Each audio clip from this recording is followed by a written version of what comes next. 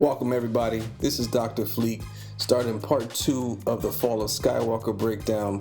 I know it's been a little while, I apologize for that, family emergencies, but if you haven't seen part 1, I would start there. I'm going to put a card at the top so you can go check it out, and that way this won't confuse the shit out of you. Let's get on with the real stuff.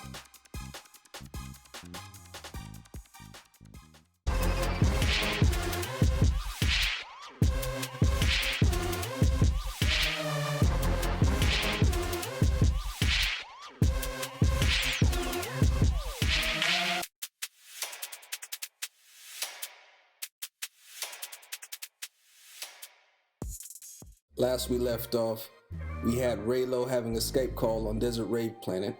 He grabs the necklace off her neck. Fucking Rian Johnson. His horrible ideas rear their head again, turning a mind call into a literal physical projection that you can interact with. I mean, why?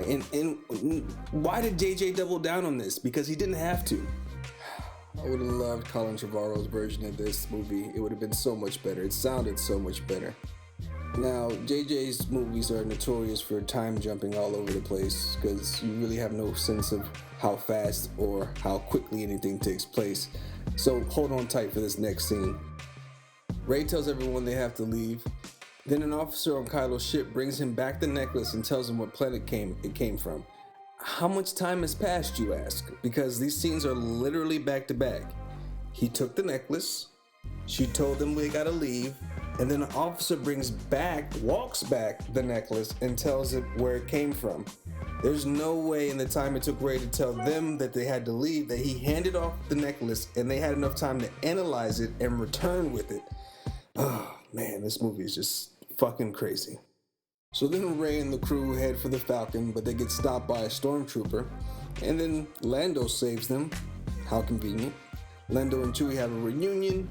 C-3PO introduces Lando, but somehow they already know who he is. Okay. You know you're not the audience, right? Lando explains why Luke and him were there. It's very hard to believe Luke would search with Lando, but maybe there's some untold adventures of Lando and Luke, which I'm sure Disney's trying to turn into a novel. You gotta pay me for that one, Disney. That's my idea. So, apparently Lando's been there ever since. As per usual with JJ, before long, the enemy shows up. So they run off to find the thing they need to find the thing they need to find. I think that's right. They're being chased by stormtroopers on bikes with tank treads, actually catching up to hover bikes. How could something driving on a bumpy, uneven terrain compete with something literally not touching the ground? There should be no way for them to ever catch up. But you know, whatever. This is where you get the stupid "they fly now" quotes, even though they were flying in the prequels, which was decades earlier. But sure, they fly now. This chase makes no sense. The stormtroopers seem to appear and disappear whenever the plot wants them to. Somehow the "they fly now" trooper gets in front of Rey and the crew and blows up their hover bikes. They all fly off going at what I can only describe as top speed, but no one gets hurt or even a scratch on them. They land in some kind of quicksand that has them fall into a cave underneath. How is this physically possible? What is holding up the fucking sand in the first place? I mean, wouldn't this just be a hole with no sand on top? Just try not to think about it.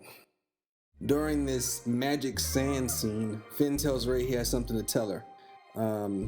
But this isn't a plot hole as much as a plot trap, as it's meant to trap the audience into another stupid mystery box that has no answer. I mean, when JJ does these things, where does he ever expect to put the payoff if not in the actual movie it's in? It reminds me of in The Force Awakens when Anakin's lightsaber just shows up. Where'd you get that? A good question. For another time. Fuck off. So conveniently, they find the dead assassin that they were looking for. If they didn't happen to get shot by the "they can fly now" trooper and land in the perfect spot to sink into the tunnels below, they would have never found him. Lucky them. And some people want to say that this is all because of the Force. The Force is helping them out. The Force is guiding them. To those people, I want to say, fuck off. The Force was never meant to be a crutch so the writers can use it to basically weave together whatever narrative they wanted to. Remember the original trilogy when the Force was used in very subtle ways that barely impacted the story? And even when we saw it more in the prequels, it still was never leaned on as much as it is now. Back to Rey and the gang. Rey picks up the dead guy's weapon that somehow she knows is important. They were there to find him, not his weapon, so I don't know how she assumes that this is important. C-3PO tells them that the way to the Wayfinder has been etched on the blade itself. Why would anyone do this? In all of history, no one has ever carved a map onto a weapon. This movie is really trying to test my tolerance for bullshit. And so this movie can be even longer. C-3PO can't translate the dagger because it's in a Sith language. Okay, but can't he just tell them where it is without translating what it says word for word? Could he just point the way and not say any words at all? Or enter the coordinates into the fucking navigation without translating anything? I mean, he clearly says he knows where the Wayfinder is, so why not just lead the way? I can't wait till this whole thing is over so that I can never have to watch this movie again. Then a big snake shows up. Again, JJ has to have a threat pop up in every 3 to 5 minutes of screen time. And then this is where we have another canon destroying thing yet again. Rey knows the snake is hurt and begins to force heal it. Again, something we've never seen done in the films before. Yes, this was a power scene in the games and in the EU, but Disney threw all that out when they decided to start these films. Also, how did she learn this? If force healing is possible, this makes everyone in the previous movie look like dicks. Why didn't Obi-Wan heal Qui-Gon Jinn? Why didn't Luke heal his father? I mean, the whole arc of Anakin turning to Darth Vader was because he wanted to do this exact thing. How come no other Jedi at the height of their power, I might add, knew about this? Yeah, really fucked up there, guys. This whole scene is to establish that at some point this is going to be important, and Rey the Wonder Princess can do this. Cut to Knights of Ren who are standing on a cliff looking pretty damn cool. I can't wait to see these guys in action. Rey and the crew make their way to the dead assassin ship. Rey walks away because she feels nostalgic about the desert. Finn sends Chewie after her, but the Knights of Ren get him first. Rey is standing out in the middle of the desert. Kylo Ren starts flying his ship towards her low to the ground. They hint that Finn is force sensitive. I can't wait to hear more about that. Kylo flies at Rey like he's going to mow her down. Who would use a TIE fighter as a battering ram? And if he doesn't want to kill her, but bring her to the dark side, this scene makes it clear that he's trying to kill her. Why doesn't he just fire his weapons and end this thing? Nobody knows. And again, this goes back to the flipping motivations. Just earlier, he said he wanted to turn her to the dark side, but now clearly it shows that he's trying to kill her. Very confused, aren't you, JJ? It's okay. It's okay. Writing movies is hard.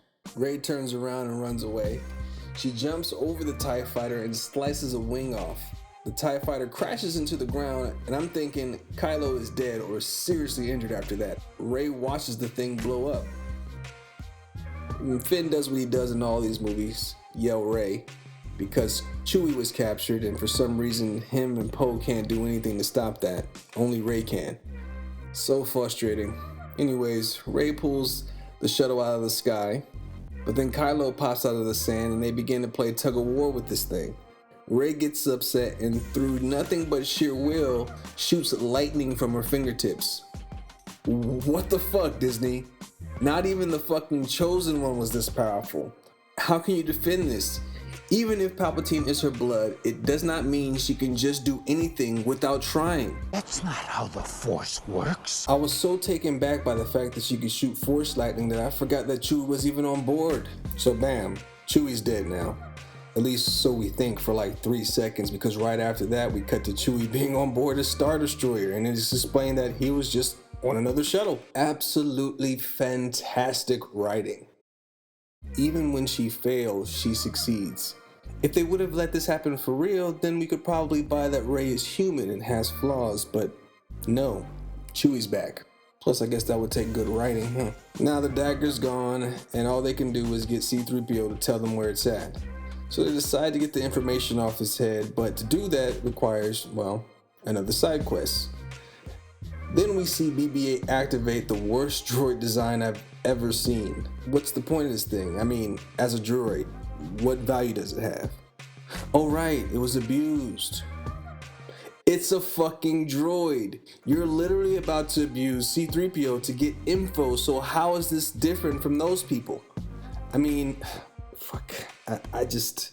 Off to Kijimi, where they find someone to help them get something. At this point, I don't care. I just want the movie to be over already. The First Order are everywhere, like they know where Rey and the crew are on this planet. And if they don't, it raises the question again. How are these guys everywhere they go? So then we run into Poe's girlfriend who wants to clearly kill him. We find out that Poe is just like Han Solo because your friend's old job was running spice. We're a spice runner? every time you watch this movie, you wonder why the sequel trilogy even exists. So she doesn't know Rey, but quick after a fight where Rey yet again beats them without trouble, she says one of the cheesiest lines in this movie. Not that you care, but I think you're okay. I actually laughed out loud when she got done saying this line. It was like, good job, JJ. One sign of a Mary Sue is when a character is liked without any reason to. And if you want to know more about what makes a Mary Sue and whether or not Rey is a Mary Sue, check out this video. He does a great breakdown, and if you're interested, I'll leave the link down in the description below. We cut to the Knights of Ren doing nothing, yet again. We meet up with Babu, and he works on C-3PO trying to get the translation, which will lead to complete memory wipe. We're supposed to feel something here, but people who really know C-3PO are either dead or not present, so it kind of falls flat. Plus later on in the film, we find out he gets his memory back, so it kind of negates anything that it was supposed to have emotionally, just like they did with the Chewie death. Zoe happens to have a captain's medallion, which means they can pretty much go anywhere. How convenient.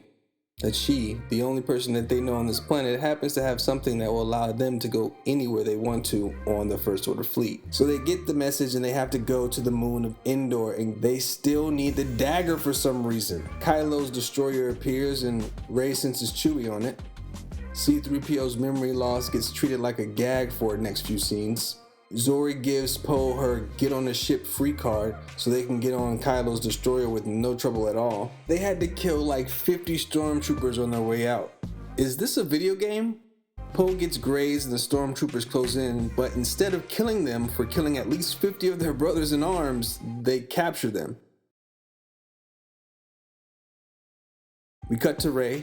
She finds the dagger, then Force Skype. He taunts her, I guess, so they can begin to fight. Which brings up a question, can they really hurt each other? It really makes you wonder what the stakes are of this, and would failing result in anything at all? Or is this just like shadow boxing? Cut to Chewie and the gang, where we find out that Hux is the spy. The reasoning for is pretty stupid. Finn shoots Hux so the First Order won't find out. Back to Rey as she meets up with Kylo. Kylo tells her that she's Palpatine's granddaughter. Does he think that this means that she can just use all these Force techniques without training? And if this is the Rise of Skywalker, why is our main character a Palpatine? And when did Palpatine have a kid? Ugh.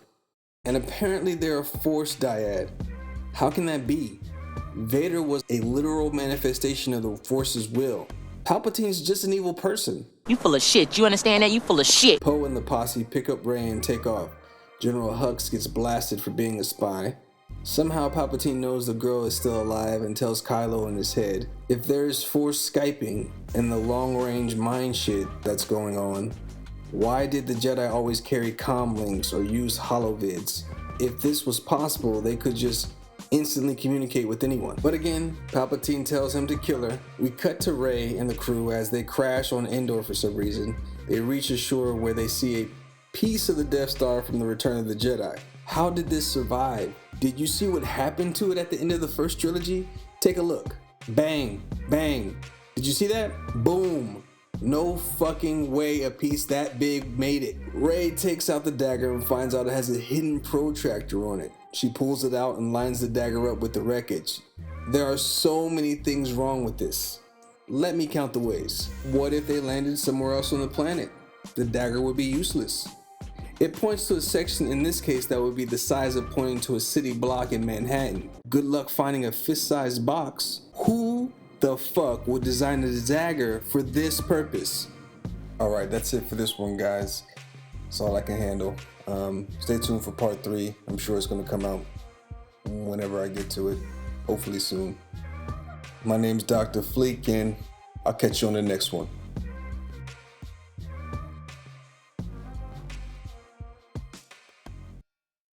Dr. Fleek here. Just want to thank you for watching my channel. No, I'm not going to ask you to smash any likes or click on any subscriptions. I don't think you're sheep who need to be told how to think. What the fuck am I talking about? This is YouTube.